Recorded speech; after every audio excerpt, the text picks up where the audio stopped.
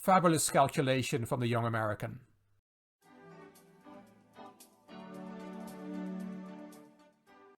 Hello chess fans, this is Rick from Chess to Impress with a new video in the alphabet series. We have arrived at the letter H. Let's see what you came up with. Mateus Penteado, Buxi Singh, Roger Berryman and Final Flush said, why don't you make a video on Hastings 1895? Buxi's also suggested Hanging Pawns. Simon Koo, Joey P and Russell Stinson said the Halloween Gambit. And Mr. T and Peter and Russell suggested the Hippo opening or hyper-modern openings in general. The half-opened file was also suggested by M. Peter, and Harry the H-Pawn was a suggestion from Russell and Igor Govorushko.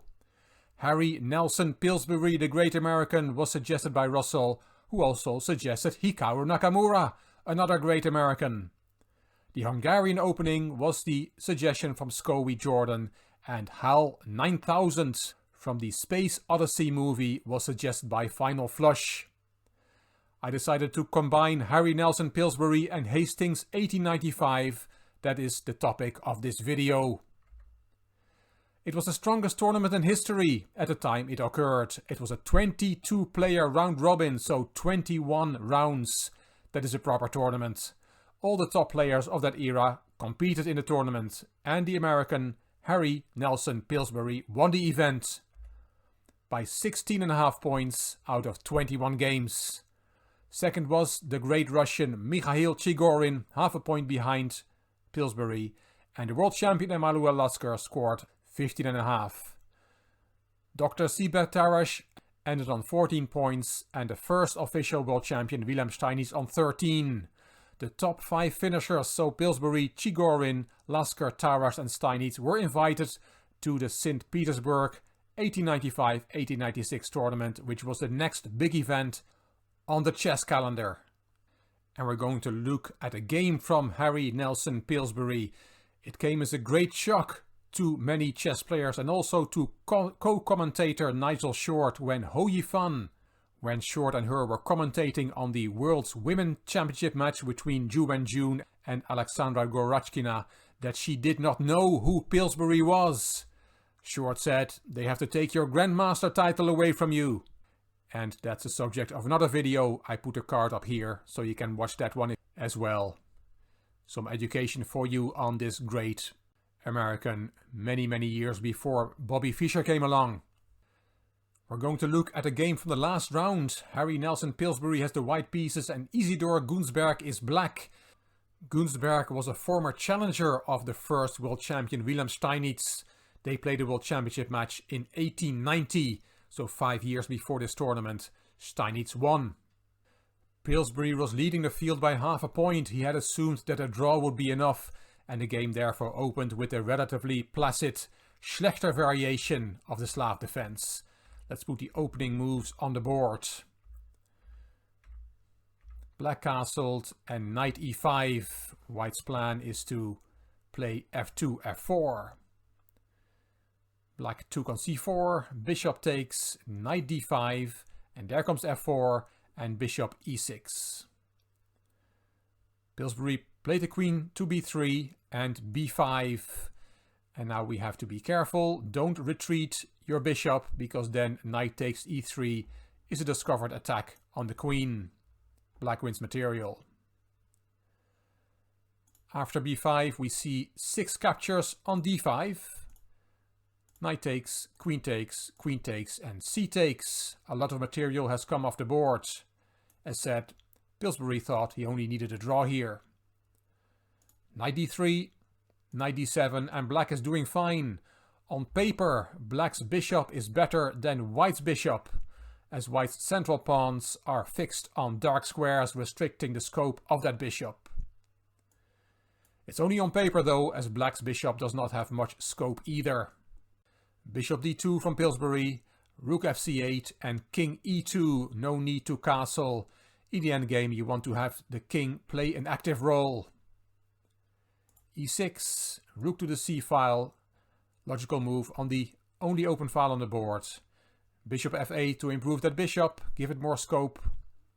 And we see all the rooks being exchanged as well. So we have an endgame with bishop and knight and 7 pawns each. Bishop d6, bishop d2, king f8 and bishop b4. White has been successful in activating his bishop somewhat. The best move here is to take on b4, knight takes and then knight b8. A retreating move, but it's controlling the c6 square, and then the king will come to the center and we have an equal knight endgame. But after bishop b4, black played king e7 immediately. Bishop c5, further improving that bishop, attacking the a-pawn. So a6 and b4. Nice play from Pillsbury.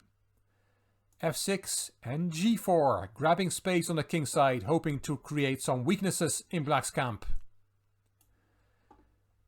Here Gunsberg took on c5, b takes c5. White now has a protected passed pawn, but black has a potential passed pawn on the a or b file. Knight b8. The plan of black is to plant his knight on c6, then black would be very solid. But as we'll see, Pillsbury prevents his opponent from establishing his knight on that square. Pillsbury was known as a brilliant attacking player, but now he shows that he had wonderful endgame technique as well. And also in this position, Pillsbury realized that Chigorin was winning his game, and therefore he would have to win to take clear first. It turns out that knight b8 is a mistake, because that knight will never be planted on c6 to control things from there. Better moves instead of knight b8 were f5 or a5, and that holds the balance. But knight b8 was played, and now f4, f5. Nice move. Freeing up the f4 square for the knight to jump to. That would be a very nice outpost there for the knight. And in fact, it's the only move that wins. But Pillsbury had to calculate a lot of variations and also make the right assessment at the end of those variations if they were good for him or not. Really very impressive endgame play. If you take on f5, there is g takes, e takes and knight f4. And this is very good for white. So after f5, black did not take on f5, he played g5, keeping control over the f4 square. And now the knight went the other way, knight b4, again the only move that wins. a5, kicking that knight, and now look at this one. c5, c6. Beautiful. You cannot take the knight, because after c7 this pawn will promote, either on c8 or on b8. But after c6 you can play king d6, and that is what Gunsberg played. And now what for white? The knight is hanging, and this pawn is hanging. Did white go too far? No, Pillsbury had looked further. He played f takes e6. And if you now take the knight, then there is e7, you have to take, and c7. And again white promotes that pawn. Wonderful. So after f takes e6 you can still not take the knight. But you can take the pawn. Knight takes e6. Knight takes and king takes. And again it looks like white has gone too far. The e-pawn is under control.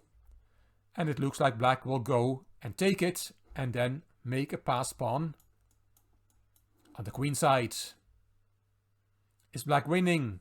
No, white is winning. Pillsbury played e4. Another magical move, which he must have seen many moves ago. Fabulous calculation from the young American. You have to take, and then d5 check. King d6, and now we see that the black king can't go forward, as then the e-pawn will go through.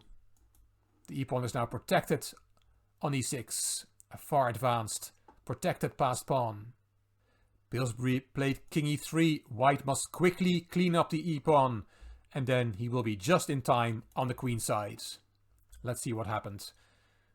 b4, black's only trump card is to make a passed pawn on that side, You have to take the e-pawn quickly, a4 and then king d4, and the king is just within the square of the passed pawns on the queen side. h5, that is really throwing in the towel. The alternative was to look on as white cleans up the queen side and then returns to the center with an easily winning position. Pillsbury took and now has another passed pawn. a3, king c4, you have to be careful, don't play h6 instead, because then there is b3. And both players will promote and black then has the better position. Pillsbury was careful and precise to the end. He played king c4 here. f5, those pawns are way too slow. h6, f4 and h7, and here Isidor Gunsberg resigned. Harry Nelson Pillsbury had won the Super Tournament of Hastings 1895, and he had to win this last game because indeed Mikhail Chigorin won his game. And as I showed you, Pillsbury won the tournament with 16.5 points out of 21 games, half a point ahead of Chigorin. This was the letter H. Next up is the letter I. Nothing springs to my mind. Please help me out by giving your suggestions on the letter I in the comment section underneath this video. Thank you very much. I hope you enjoyed this video. If you did, please give it a thumbs up. Please subscribe to the Chess to Impress channel and please leave a comment. I will read them all and I will reply to them all. If you like the video, if you like the Alphabet series, then please share it on social media by clicking the share button on YouTube. You can find me on Instagram, on Twitter and on Facebook. This is Rick for Chess to Impress. Thank you for watching.